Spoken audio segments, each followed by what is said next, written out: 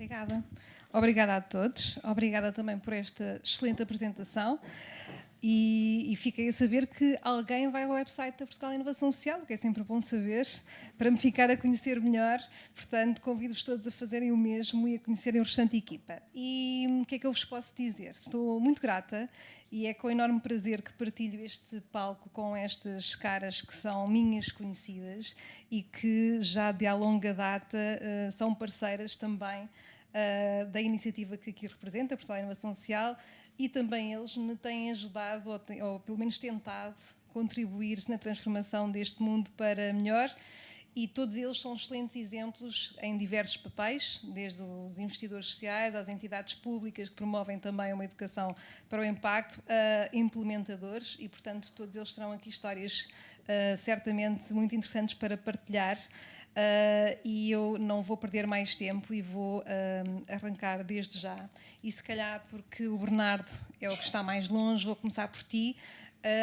E o que é que eu te posso dizer? Estás aqui em representação do Encode 2030 e esta iniciativa, juntamente também com a estrutura de Missão Portugal Digital, tem promovido, de alguma forma, o reforço das competências digitais, não só da inclusão e da literacia digitais, mas também a educação das novas gerações, desde a infância, qualificação da população ativa até à especialização, de pessoas licenciadas que ocupam empregos digitais avançados e à investigação. Isto tudo parece muito complicado e, regra geral, a tecnologia ajuda a simplificar. Portanto, partilha connosco, Bernardo, se assim quiseres, brevemente estas iniciativas, o Encode 2030 e também aqui o Plano de Ação Portugal Digital, e que importância assumem na melhoria da cidadania e da educação na sociedade atual. Muito bem, antes de mais agradecer o convite, sei que é com muito gosto que aqui estou. Boa tarde a todos e a todas. Então, começando aqui por esse desafio, Marta, da Portugal Digital, se calhar que é o chapéu assim mais abrangente. Portanto, a Portugal Digital é uma estrutura de missão que foi criada em 2020 para a coordenação do Plano de Ação para a Transição Digital. Este Plano de Ação, no fundo, é aqui o chapéu grande da transformação digital do país e, portanto, tem 3 pilares. Um pilar dedicado às pessoas, e aí é onde entra aqui um pouco mais esta área que temos vindo a tratar nesta conferência. Um segundo pilar para a transformação dos negócios, das empresas. Um terceiro para a administração pública. E depois tem um quarto que são os catalisadores, as estratégias das tecnologias emergentes, dos dados, da inteligência artificial, do blockchain, mas também as infraestruturas e, no fundo, aquilo que se sente que são condições necessárias para que esta transformação possa ocorrer. Este plano tem 3 anos, tem um conjunto de medidas, tem medidas emblemáticas, foi depois reforçado, como podem fazer as contas assim breves, ele está agora a chegar ao final, portanto, ele no fundo foi apresentado, estávamos nós a entrar em pandemia, depois disso muito aconteceu e, portanto, ele foi mais tarde reforçado também com um conjunto de medidas que vêm do próprio Plano de Recuperação e Resiliência. Depois vamos então falar sobre o Encode. O Encode é algo que vem mais de trás, portanto, é a Iniciativa Nacional para as Competências Digitais.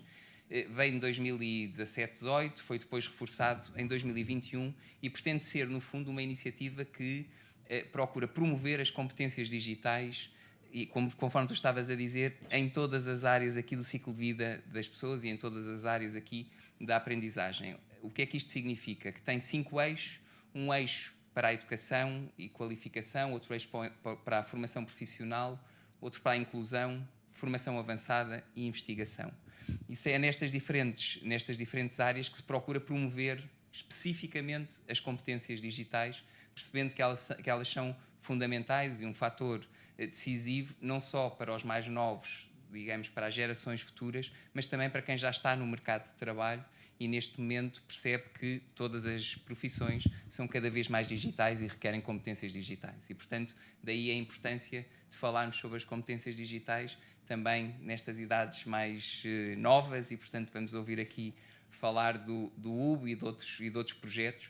O que é que o Encode faz? Tem um conjunto de medidas, mas ele, pretendendo promover as competências digitais, pretende precisamente dar visibilidade a estes projetos, a projetos como o UB e outros, que no fundo podem receber o selo Encode e com isso procurar dar aqui uma garantia de qualidade, de reconhecimento institucional que pode ser válido para que estes projetos possam ganhar nova visibilidade e que outras entidades os possam escalar, os possam incorporar nas suas ações e, portanto, no fundo, este é o grande propósito do InCode.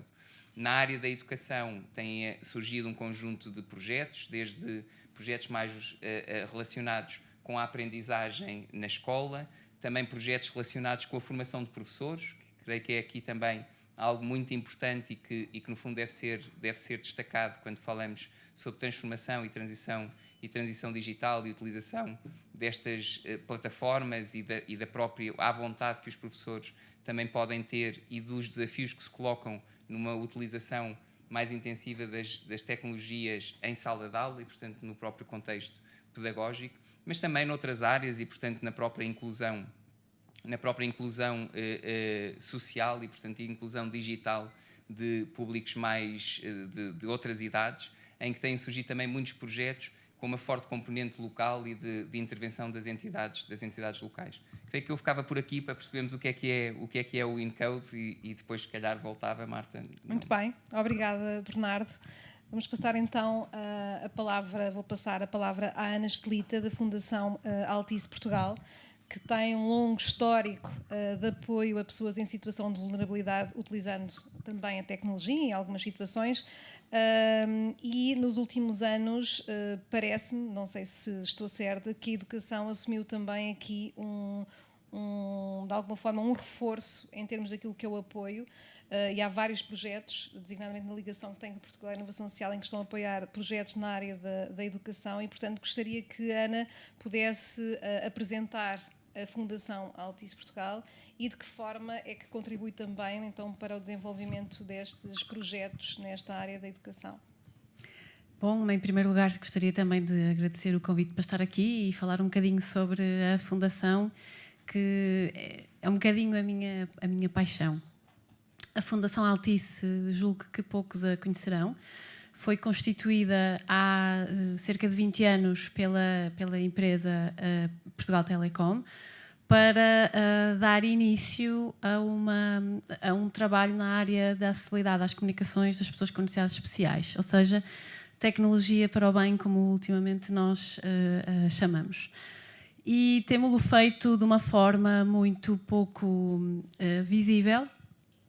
Al público en general, pues hemos estado dando atención e invertido bastante en este ámbito a lo largo de estos 20 años, aunque no estemos hablando mucho de ella, porque cuando empezamos este trabajo, esta labor con las personas con discapacidad, de necesidades especiales, no se hablaba tanto del término inclusión, y ahora todo el mundo habla de inclusión, pero preferimos la frase integración completa de las personas con necesidades especiales en la vida, en lo que se llama la vida en sociedad. Así es como me gusta presentar a la Fundación Altice, y la educación sí tiene un rol fundamental que desempeñar en la vida de estas personas, porque sin educación no hay integración completa de nadie. Por ello, precisamente, además de las inversiones en el área tecnológica de innovación, siguiendo lo que es el ADN de nuestra empresa, vamos eligiendo algunos proyectos educativos que por sí mismos también son tecnológicos, porque se integran en lo que es nuestra misión, y así logramos tener más capilaridad, es decir, llegar a más público. Estamos hablando de claro, estamos también hablando de Karen Kennedy y de otros proyectos un poco más pequeños en dimensión, pero que han demostrado que la educación es una piedra clave para todos, para que podamos transformar vidas, y para eso estamos aquí. Muchas gracias. Y paso la palabra a Inés para que presentes, que a pesar de que sea un... micrófono, por favor, micrófono. Micrófono. Le pedimos.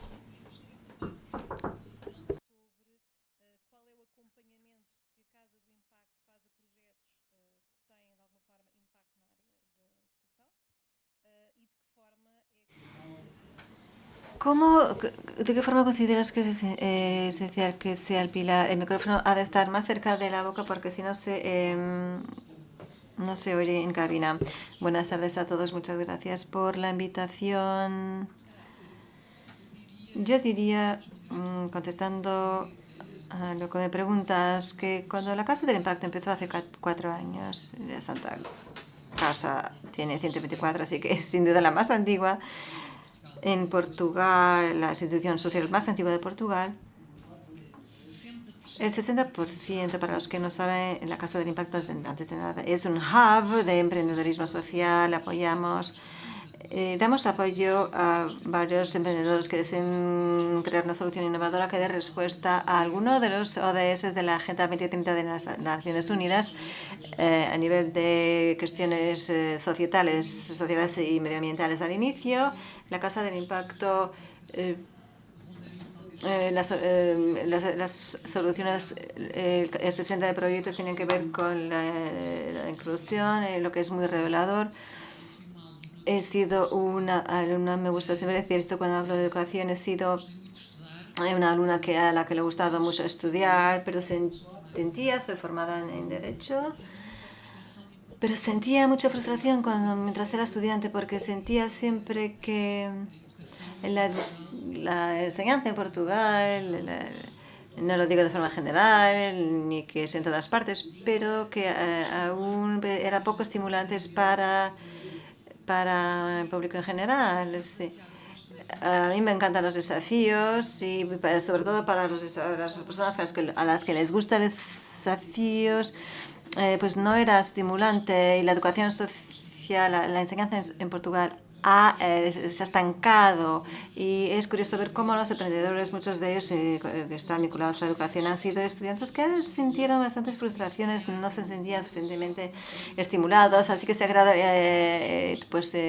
estas soluciones. El innovador social por naturaleza es alguien al que le gusta dar una respuesta a una situación que ha observado, y muchos de los innovadores que se hay en esta área lo que me comentan es: yo he sido un alumno que me sentí muy frustrado muchas veces por lo que he querido crear una solución para personas como yo, motivadas y tal. Entonces, alumnos como yo en esas generaciones, para que no se sientan tan frustrados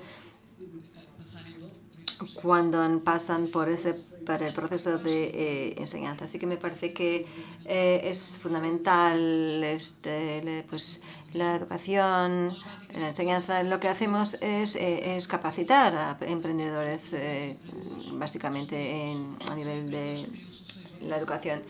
Y los emprendedores a su vez también capacitan a los alumnos. Así que el impacto es como cada vez más expandido y abarcando cada vez a más personas. Así que yo creo que yo he estado en el equipo del municipio de Lisboa cuando hizo con la Academia del COVID el primer impacto social. Y el sueño de ese título, pues entonces, era que la Academia de Código fuera implementada dentro de los currículos escolares de las escuelas en todo el país. Desafortunadamente aún no ha ocurrido. Esto da prueba de lo que acabo de decir, de la resistencia que existe por parte de la Dirección General de la Educación y de todo el sistema en general en incluir soluciones que den respuestas a problemas que son actuales, y no comprendemos cómo es posible que a nivel generacional pues nuestros padres estén quizás igual lo mismo que nosotros y nuestros hijos están estudiando del mismo modo que nosotros. No tiene sentido en un mundo que está avanzando tan rápidamente, y es en eso en lo que creemos en la Casa del Impacto, que la innovación social en esta área de la educación es crucial, porque somos culturas, creamos culturas y mentalidades empezando con las generaciones más jóvenes en casa y en la escuela. Así que tanto la ciudadanía como la educación son fundamentales para que ello ocurra. Son fundamentales y en general deberían de estar más alineadas de lo que están. Es verdad, tiene que estar más que probado que si educamos para la ciudadanía estaremos ayudando a desarrollar mejor a los alumnos. Has abordado varias cuestiones, pero voy a dar la palabra a João, que tiene un papel muy importante como implementador de proyectos innovadores en la educación. Y no solo, te voy a pedir que compartas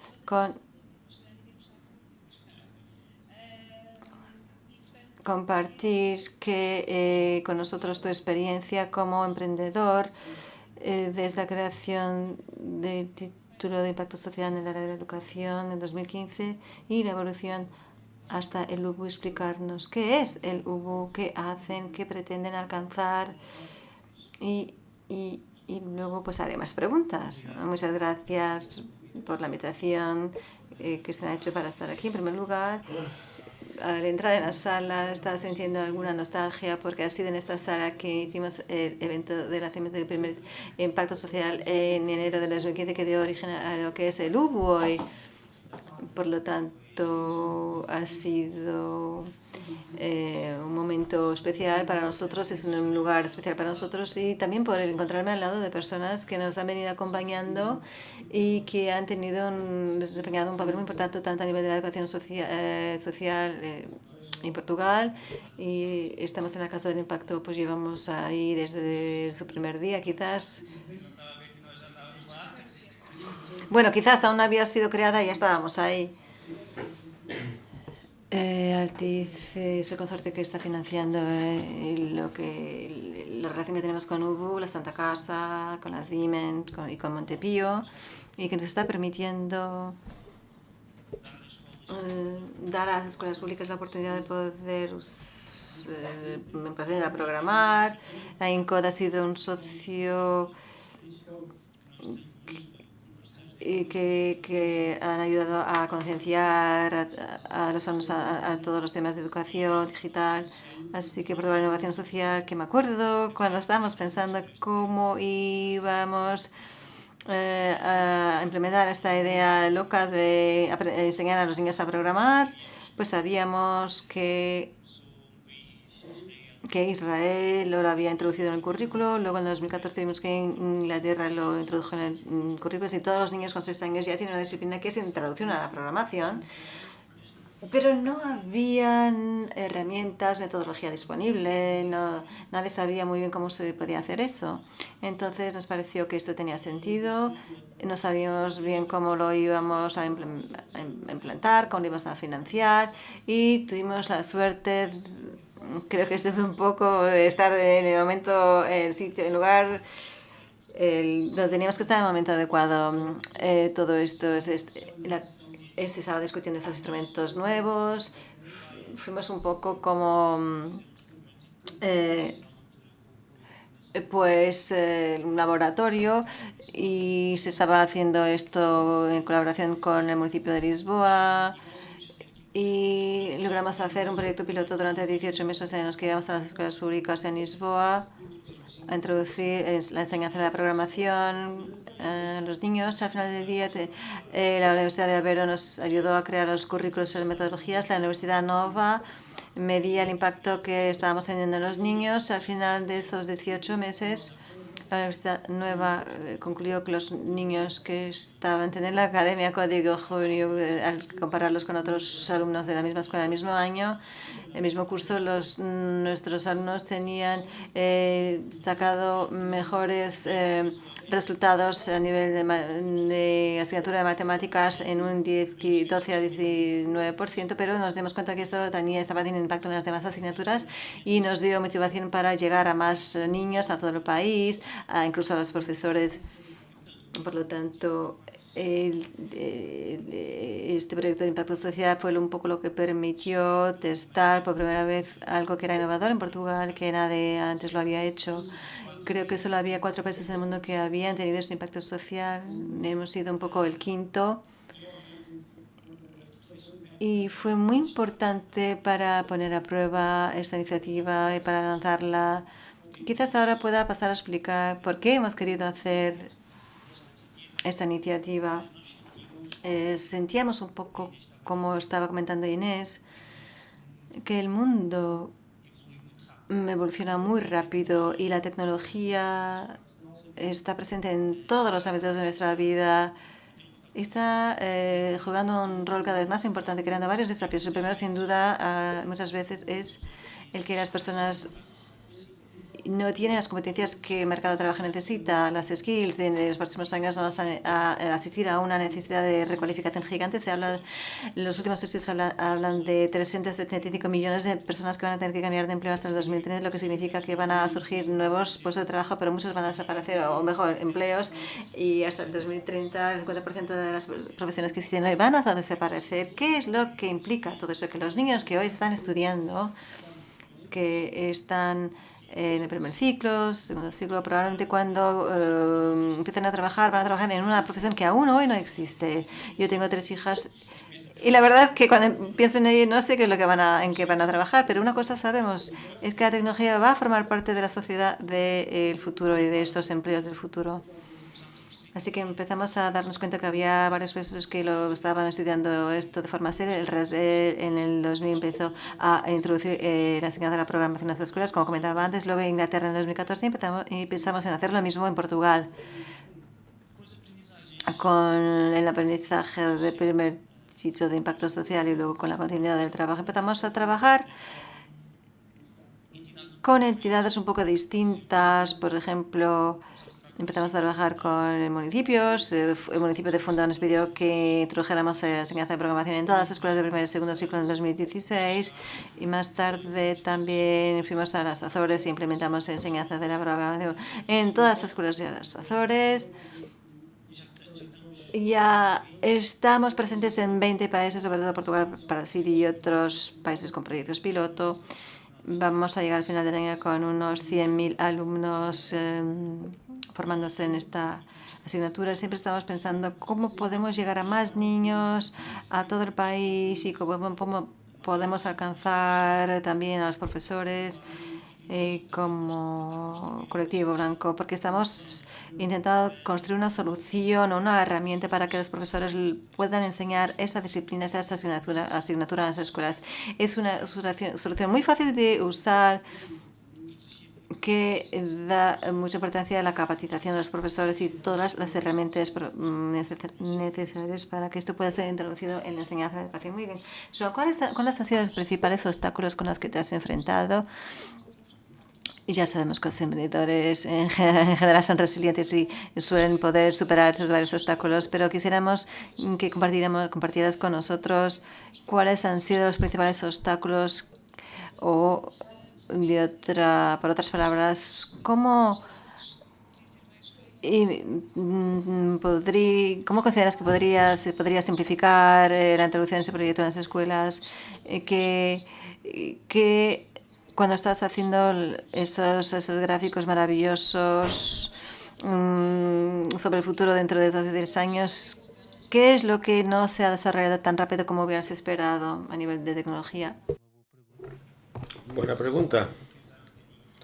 Tengo que pensar un poco en cuál ha sido la historia que quiero contar. Han sido muchos los desafíos. Creo que el primer desafío fue probablemente, bueno,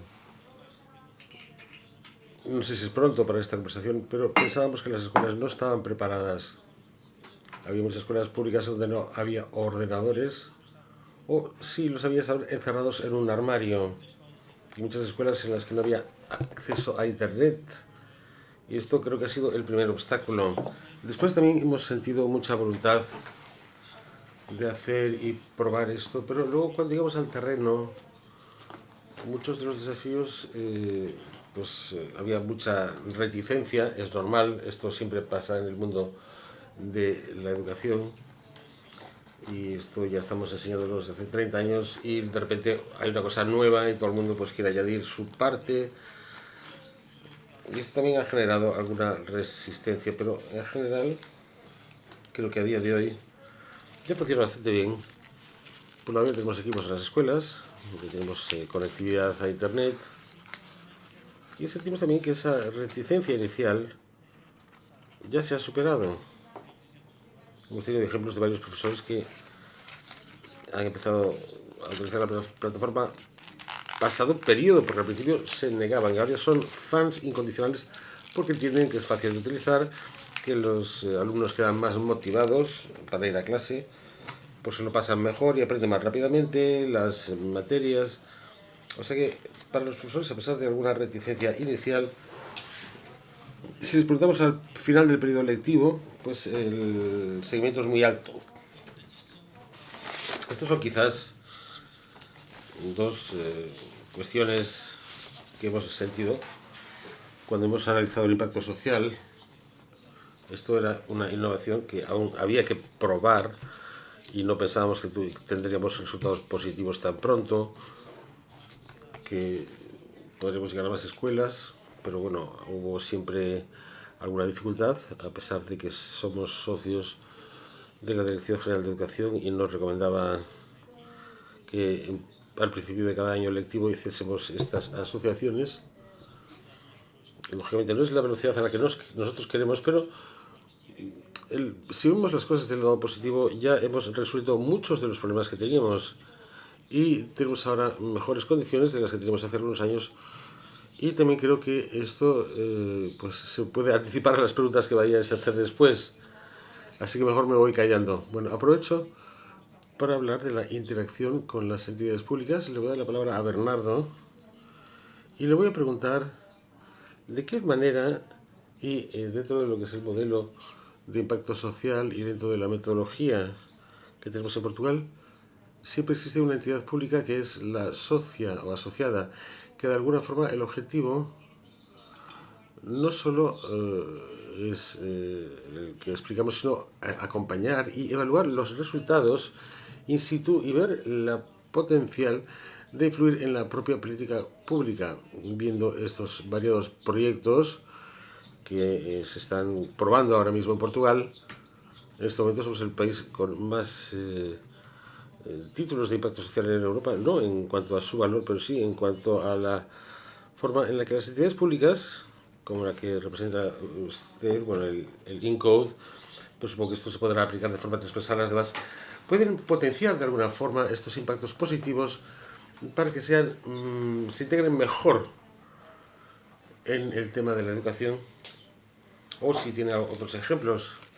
Yo creo que en el caso de la educación, bueno, no podemos hablar de otros casos, pero el de la educación es un caso difícil. Ya se ha dicho que es difícil abordar estos temas y creo que vale la pena destacar un poco estos pensamientos, estas reflexiones conjuntas que yo también me planteo a mí mismo, porque también quiero encontrar estrategias o propuestos para que no volvamos a cometer los mismos errores, para que podamos dar una respuesta a los desafíos. Porque yo, por ejemplo, también tengo 3 hijos como Joao, pero también porque es una necesidad que todos estamos sintiendo cuando tenemos tantos proyectos y tantas dificultades para conseguir llevarlos a cabo en la política pública. Esto no es específico de la educación, es verdad. Por lo tanto, en el fondo, hay aquí un desafío que se plantea a la política pública, a las instituciones públicas, que se tiene que abrir hacia la educación y entender que tienen un mecanismo aquí para poder hacer las cosas mejor. Y todo lo que nos desinstala nos hace sentirnos incómodos. Esto es una norma que sienten muchas entidades y que están siendo evaluadas. De hecho, se ha de presentar una propuesta, esperemos de que funcione mejor de lo que se ha hecho antes, y así muchas veces se empieza así. Yo creo que, bueno, ya se ha iniciado el camino desde el punto de vista de las propias entidades públicas, que ya hay más apertura para que esto pueda realizarse.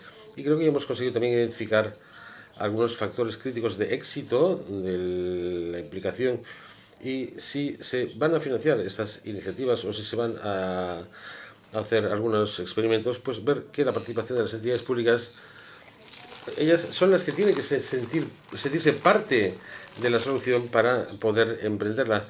Pero luego también está, y creo que hay, hay otras entidades, no solo INCODE, sino las de formación profesional o las áreas de formación profesional y empleo y seguridad social, en el ámbito social.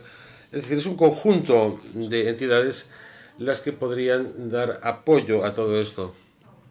Y en cuanto a la inspección, pues aquí ya tenemos una situación más difícil, porque tenemos que mantener la autonomía de las escuelas, y en el fondo las escuelas que puedan decidir y los propios profesores también que puedan decidir que tengan un buen margen de decisión. Y esto es bueno desde el punto de vista de que tenga la capacidad la escuela para adaptar su contexto a las necesidades específicas dentro de un programa con la propia comunidad. Y luego las políticas más transversales de los contenidos, que en el fondo es lo que le compete a la Dirección General de Educación y que supone un conjunto de pasos que hay que tomar, y de una escuela que luego tiene que responder con los recursos que tiene, y muchas veces tiene dificultades con el sistema actual de poder colaborar con entidades que no pertenecen al sistema educativo y que por lo tanto son de la sociedad civil o incluso con otras que son empresas sociales, para poder conseguir integrar todo esto dentro de la escuela.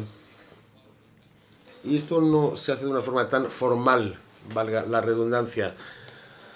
Y así pues son necesarios estos apoyos que también desempeñan su labor. ¿Y qué estrategias y posibilidades veo yo? Bueno, una sería una mayor participación de los municipios. Desde este punto de vista creo que los municipios pueden ser una pieza clave, porque también ellos son los que saben que quieren o que tiene más sentido, junto con las escuelas, y mantener siempre su autonomía, por supuesto. Porque tenemos otras dificultades desde el otro lado, que es del lado de los municipios, porque ya tenemos un conjunto bastante amplio de experiencias. Y si internalizamos, estamos a matar las dimensiones sociales de los demás. Porque ya hay muchas por ahí fuera y deberíamos aprovecharlas. Hay un conjunto, como digo, de proyectos de todo tipo, y no estamos hablando solo de contenidos, de un debate que se hace desde el punto de vista de los contenidos. También estamos hablando de la forma de hacer y de llevar nuevos recursos pedagógicos y crear nuevas soluciones de participación de otras entidades en la escuela. Y desde ese punto de vista tampoco tengo la solución, aviso, pero creo que las autoridades locales, los municipios, pueden ser una clave para conseguir llegar a nuestro destino.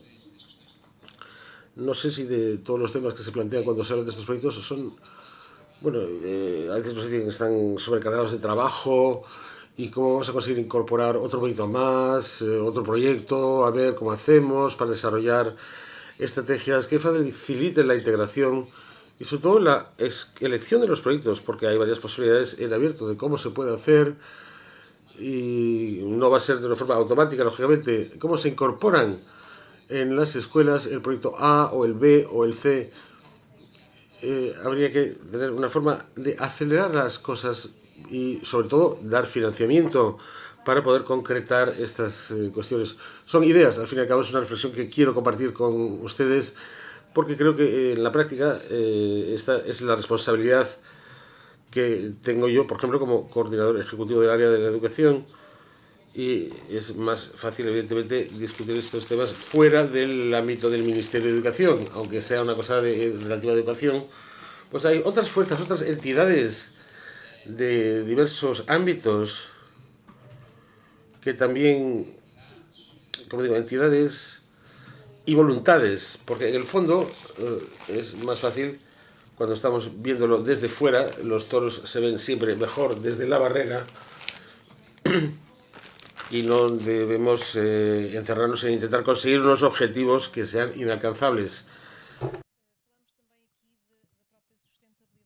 Bueno, tenemos el equipo de sostenibilidad en los proyectos, que son proyectos típicos de innovación social, que son proyectos experimentales por naturaleza. Ahora, muchas veces, después de haberse hecho las pruebas y se comprueba que son potencialmente buenas soluciones, hay dificultades para su sostenibilidad o su duración en el tiempo. Hay problemas de financiación.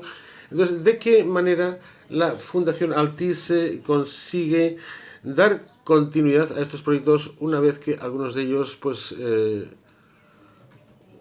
tienen la marca de la propia fundación, como Cana Verde, y otros que tienen una vinculación muy cercana al financiador o al promotor, que está desarrollándolo. Entonces, ¿cómo es que en la estrategia de la Fundación procuran esta sostenibilidad para los proyectos que apoyan? Es una pregunta difícil. No hay una respuesta única o correcta. Si soy sincera, creo que no estamos pensando mucho en responder a esa pregunta. ¿Por qué lo digo? La Fundación crea herramientas para que sean utilizadas en las escuelas, para que sean utilizadas en los puestos de trabajo, para que sean utilizadas en la vida, en sociedad. Y son herramientas tecnológicas que permiten bienestar, permiten la integración. Ya de por sí, nuestras opciones tienen que ser sostenibles si invertimos en este tipo de tecnologías. Y sobre todo cuando estamos pensando dentro de nuestra empresa, que es una empresa tecnológica y de innovación, si pensamos, por ejemplo, en la propia Altis Labs, con quienes trabajamos estrechamente. No podemos pensar que vamos a invertir en una determinada tecnología, y estoy haciendo un paralelismo aquí, por ejemplo. No podemos pensar que estamos invirtiendo en una determinada tecnología si esa tecnología no funciona o no va a ser adoptada. Hasta puedo creerme que estoy inventando algo que me parece estupendo para una persona con discapacidad auditiva, pero si la comunidad de sordos no la quiere utilizar, ya no sirve de nada. Entonces, si hacemos una evaluación de los proyectos que son proyectos propios o son proyectos de terceros en los que estamos invirtiendo, tenemos que entender a través de evaluaciones de impacto, por ejemplo, tenemos que entender cómo la sociedad, cómo los alumnos o cómo las personas sordas o que tienen parálisis cerebral, etcétera, etcétera, cómo están utilizando ese proyecto en el que invertimos nosotros. Si les sirve realmente para mejorar su vida diaria, si les sirve para su vida a efectos de empleo o de escolarización, si algo transforma, si hay un impacto. Porque si no hay nada de esto o si hay poco, entonces el proyecto ya de por sí no es sostenible y no vamos a seguir invirtiendo en algo que no sirva para nada. Recientemente incluso hemos hecho una opción dentro de la propia fundación. Hemos creado una forma de evaluar internamente todos nuestros proyectos, es decir, hemos hecho una evaluación de los últimos 20 años y qué es lo que ha valido la pena invertir o continuar a invertir. Y tuvimos que hacer elecciones, tuvimos que optar, escoger cosas para darle continuidad a alguna cosa, tiene que dar frutos. Esa es la premisa básica. Y es básicamente así como hacemos nuestras opciones. E intentamos darle alguna sostenibilidad a todos nuestros proyectos, como a los proyectos en los que hemos decidido invertir, aunque es cierto que nosotros como fundación no podemos invertir en los mismos proyectos ad eternum. Tenemos que dar la oportunidad de que otros proyectos también existan. Tenemos que dar oportunidad a todo tipo de proyectos para que entren en nuestro ecosistema. Muy bien, Ana ha hablado y muy bien sobre la evaluación de impactos. Entonces pregunto, ¿de qué forma se hace la evaluación del impacto que tienen los proyectos? Es decir, ¿qué impacto puede tener un proyecto para la continuidad o la divulgación de estos proyectos en escalas mayores de las que están siendo probadas? Puedo dar ejemplos, por ejemplo, proyectos que conoces de cerca que han podido, a través de la evaluación de impacto, mostrar que pueden ser implantados en la mayor parte del Estado. No sé, esto es un camino difícil, efectivamente, que está por explorar todavía. Yo creo que la evaluación de impacto es un camino que evidentemente tenemos que emprender, pero que todavía está muy a su principio. Es decir, faltan respuestas objetivas con respecto al camino de la evaluación del impacto. Y retomando lo que decía antes Bernardo, yo he trabajado y he tenido todo tipo de experiencias ya he tenido un ayuntamiento, una de las mayores del país. Cuando era abogada trabajaba con ayuntamientos y con el Estado. Y después pasé a trabajar para el gobierno en una Secretaría de Estado, en el Ministerio de Economía, y ahora estoy en la Santa Casa de Misericordia, que es casi un municipio como el de Lisboa por su tamaño. Y lo que he aprendido es esta cuestión de la evaluación en cuestión al impacto. Porque durante años yo no entendía la funcionalidad del Estado y sigo sin entenderla. Y este es el gran problema. Las empresas tienen una racionalidad. Altice sabe que invierte en determinados proyectos, sabe qué es lo que está buscando, traza sus objetivos y mide sus resultados. Pero con el Estado esto no sucede. Y no sucede y está lejos de suceder, en mi opinión, en determinadas áreas. Además, nos faltan datos. Y sin datos es muy difícil evaluar el impacto de las políticas públicas en general. Y se están dando pasos, y esto es lo que es difícil, porque se están dando pasos que son muy exigentes para equipos que son muy pequeños, en un área muy complejo donde no existe ninguna forma objetiva de entender cómo vamos a evaluar los impactos de un determinado proyecto, porque estamos hablando de la empleabilidad. Una cosa es una academia de código, otra cosa son de proyectos que hablan de la calidad de vida de pacientes u otros, o si estamos hablando de inclusión social, tiene una complejidad mayor aún, pero en verdad, mientras no hagamos este camino, no vamos a conseguir implantar incluso la innovación dentro del propio Estado, porque la verdad es que vamos a las escuelas y que necesitamos, vamos a ir y decimos, hagan esto, y luego, ¿qué van a ganar? Como humanos siempre tenemos que sacarle un objetivo, un objetivo común para que podamos trabajar de una forma más animada. Y tenemos tantas cosas por hacer, dicen algunas personas, y si intentamos hacer pilotos, yo tengo dos realidades. Tengo una realidad de una organización con 500 y pico años, y he creado una cosa dentro de la organización que tiene como 4 años y su objetivo es tal. Y la dificultad de traer esta innovación hacia dentro de estas instituciones tiene mucho que ver con que estamos a luchar contra la cultura a la que se estaba acostumbrados desde hace mucho tiempo, una cultura de proceso, de repetición, de presión con las áreas sociales, que son áreas en donde hay mucha presión y que afecta a la vida de la gente. Entonces, para convencer a estas personas de que una academia de código ha de traer mejoras y tener un mayor impacto para la gente, es muy difícil. Si no encontramos algo, y no creo que solo afecte a la evaluación de impacto, yo tengo una opinión de lo que he visto a lo largo de todos estos años, y es que tenemos que compensar a la gente. Tenemos que tener más trabajo, vamos a experimentar algo nuevo. Si vamos a hacer un camino que nadie ha pisado antes, esta gente tiene que ser recompensada, porque si no, la inclusión social en Portugal puede dar origen a muchos títulos. Pero mi pregunta es, ¿qué política pública es que ha surgido de ahí? Y realmente muchas veces no pasamos de esto. Con todo el trabajo que hacemos, bueno, tampoco es que quiero... Bueno, a veces hay buenos resultados, pero siempre hay la oportunidad de poder escalar. Aparte de ahí, la cuestión es que es obvio que si tenemos los resultados para mostrar, y resultados buenos, no va a haber reticencias si vamos de escuela en escuela.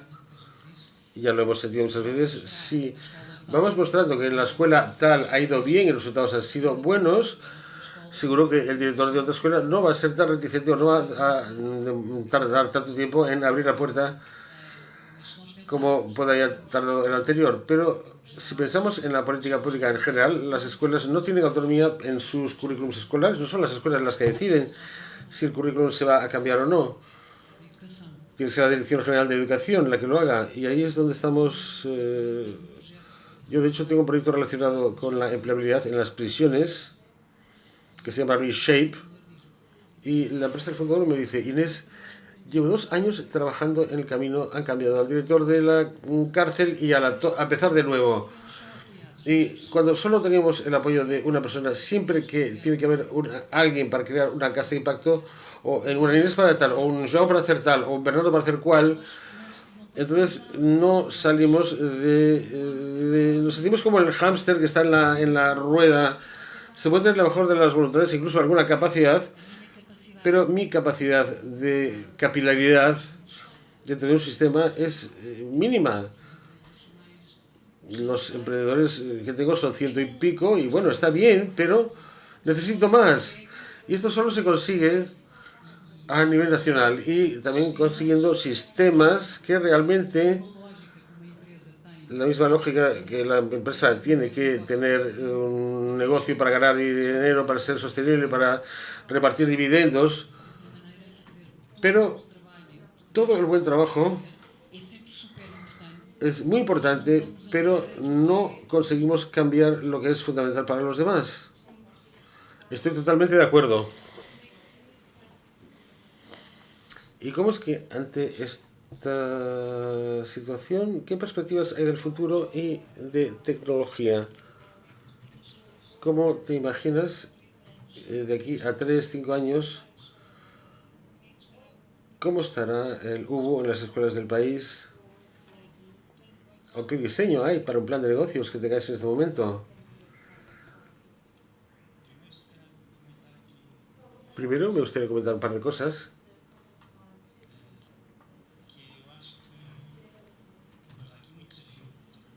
Hay muchos desafíos, de esto ya nos hemos dado cuenta, hay muchos desafíos. Incluso así, creo que estamos mejor que lo que estábamos hace 2 o 3 años.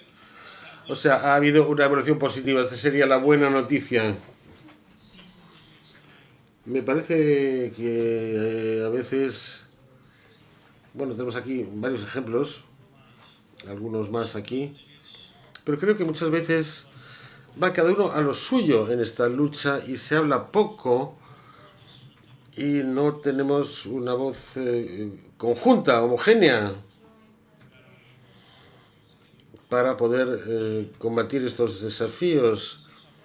Siento que también es importante, pero la primera fase en la que tuvimos una forma de avanzar en proyectos innovadores y haciendo pruebas, creo que hemos tenido algo de éxito a pesar de las cuestiones. Y esta nueva fase de la que hablaba Inés, bueno, iniciativas que tuvieron éxito. ¿Y qué pasa ahora?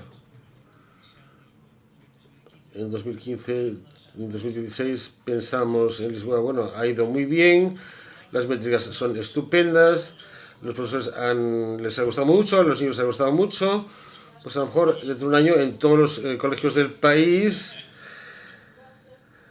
estará implantado. Y sin embargo seguimos luchando, pero bueno, el emprendedurismo es así, no hay un camino claro. Había también partes privadas que querían probar la solución,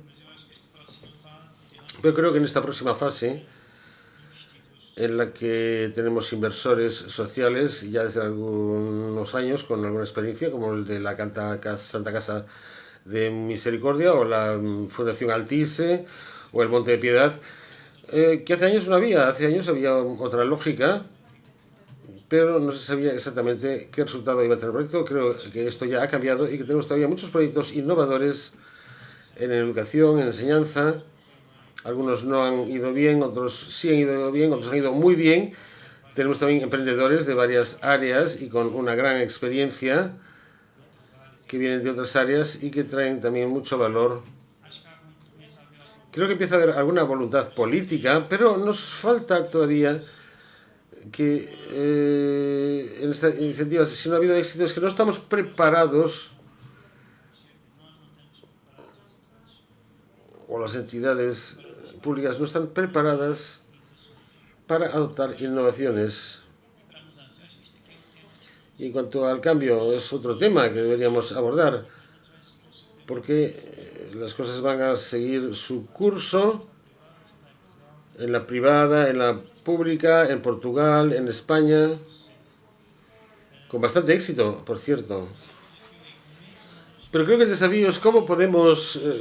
bueno, es que tampoco es una cosa que nos sea un problema único, es un problema muy europeo.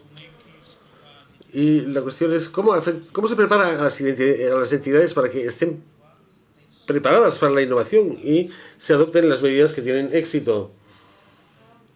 Me gustaría saber cómo se resuelve. Ya he oído algunos comentarios por ahí adelante, pero creo que todavía no hay una forma homogénea. No sé, a lo mejor en el panel o después más paneles que habrá después, si podemos trabajar en fórmulas para crear una mejor dinámica. No sé, Eduardo, ¿qué opinas? No, el desafío es cómo no ser hámsters. Si entramos en la rueda, nos quedamos ahí y no tenemos la capacidad de pensar diferentemente, de buscar otras maneras de hacer las cosas y tener esa capacidad que tú dices de, si no es aquí en Portugal, pues voy a hacerlo en España. Pues aquí será Portugal el que pierde, claro. Y bueno, ya se ha comentado que las escuelas privadas están ya hollando el camino. Tenemos un desafío para el sector público. Y esto implica a todos los actores, profesores, directores, sindicatos y a todos los representantes de los distintos grupos y todos los mensajes. Y es como decía antes, desde el Ministerio son muchas las entidades que hay dentro del propio Ministerio.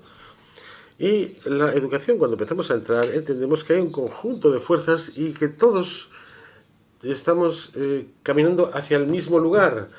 Y desde este punto de vista me da pena que lleguemos a esta altura del campeonato y no hayamos conseguido, bueno, digo a esta altura de la COVID, que no es ningún campeonato, pero bueno, son formas de hablar.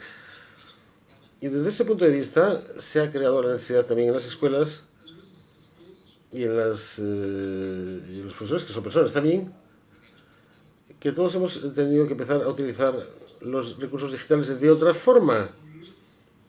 Y así son las cosas. Y luego también todos sabemos como país que el área de educación va a vivir una transformación en los próximos años, una transformación brutal, porque estamos hablando de la salida de muchísimos profesores que llegan a la edad de jubilación y con las cantidades estábamos pensando de un 40% hasta el final de la década, una barbaridad. Y esto es al mismo tiempo una oportunidad, porque llegan nuevas personas, nuevas dinámicas que se crean y es algo que hay que hacer y que está ya en curso. Y es verdad que tenemos que tener, aunque no es fácil, lógicamente, para una profesora, un profesor, el empezar así a pensar cuando no se siente a gusto en el ámbito digital, porque cuando era más joven o cuando recibió su formación no existían estas cosas y de repente ahora tiene que trabajar en una plataforma en la que entiende que los alumnos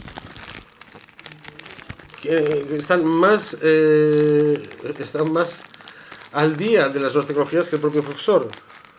Entonces, esto es el uso de las tecnologías, son cosas que pasan en este mundo de hoy, del día de hoy. Y esto es todo por decir que estoy de acuerdo con lo que se decía hace un rato, que hay mucho camino por andar, pero tenemos que hacer una reflexión de cómo podemos llevar esto hacia adelante. Y debo decir que los gobiernos locales, los ayuntamientos, pueden desempeñar un papel muy importante en todo esto, en cuanto a que podemos encontrar aquí algunos recursos, incluso financieros, que pueden ser apuestas, como decía yo hace un rato, que no pueden ser factores de congelación.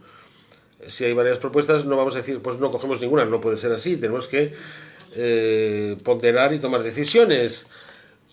Y a lo mejor ahí es donde está, pueden ser distintas las variables y no necesariamente tenga que ser lo mismo en todas las escuelas, pero creo que esta es una reflexión que debemos hacer y debemos hacerla de forma abierta y no solo dentro del Ministerio y dentro de estas entidades, sino también implicando a la sociedad, a los educadores, a todos, viendo hacia afuera y viendo cómo se percibe esto, porque también puede afectar a distintos temas de educación que se reflejan luego en distintos desafíos. Pero tenemos que abordarlo, porque si no, el país queda atrasado, sino que van a quedar atrasadas las personas. Y no debemos permitir ni una cosa ni la otra, porque una cosa es que todo el mundo va a ser cada vez más digital. Esto no hay duda. Si le preguntan a los padres, ¿quieren que haya más competencias digitales en la formación de su hijo? Dudo que alguien se oponga. Mi hijo ahora está aprendiendo, bueno, de forma segura, pero todos queremos elevar las competencias digitales a lo largo de los años de escolarización. Y dicho esto, InCode ha hecho un estudio en la Universidad de Aveiro con la participación de más gente, profesores, directores de escuela y tal, para desarrollar propuestas, no definiciones exactamente, sino descriptores de competencias que los alumnos puedan tener. Es una propuesta al final de cada ciclo de enseñanza y así, bueno, es una propuesta, está ahí, pero puede servir de guía para profesores, para padres, puede ser de guía para las escuelas, que haya una propuesta de cuáles son las competencias digitales que los alumnos deberían tener al final de su educación, al final de cada ciclo educativo. Y así que podamos saber que dentro de 5 años probablemente van a ser más exigentes estas competencias. Este trabajo va a ser continuo y cada vez más rápido. Muy bien, ha sido una hora que ha pasado muy deprisa con nuestra charla.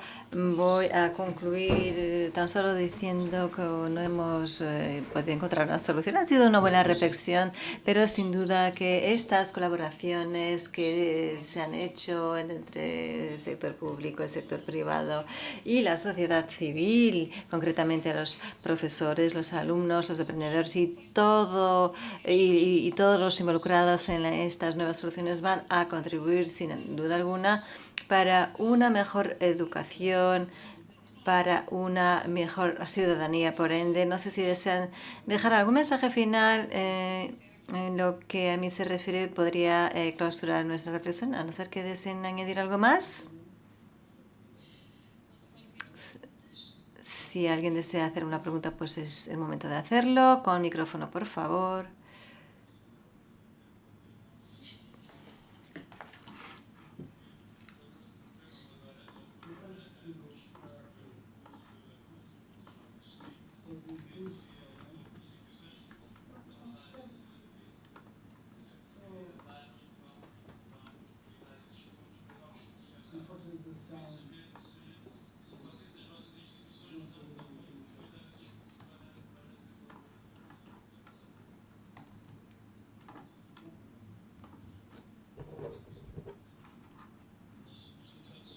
Nosotros hemos estado muy atentos en todas, pero no podemos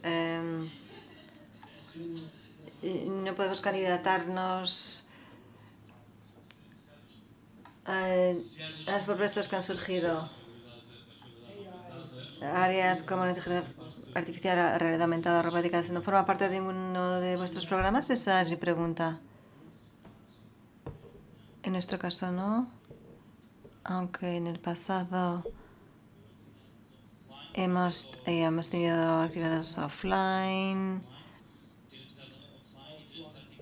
y otras actividades que han incluido robots, pero no ha sido nuestro objetivo y no ha sido nuestra preocupación. Quisiera complementar.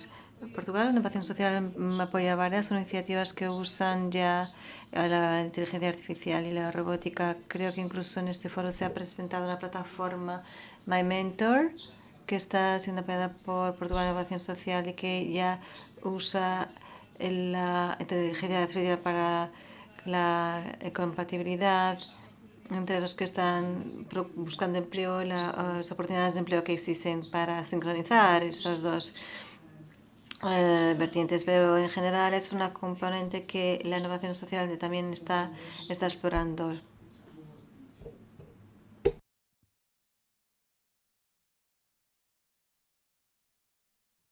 Relativamente ao PRR, En lo que se refiere al PRR, sí que hay una componente específica en el área de la educación muy destinada a los equipos que han llegado a las escuelas y van a llegar a las escuelas con contenidos digitales, pero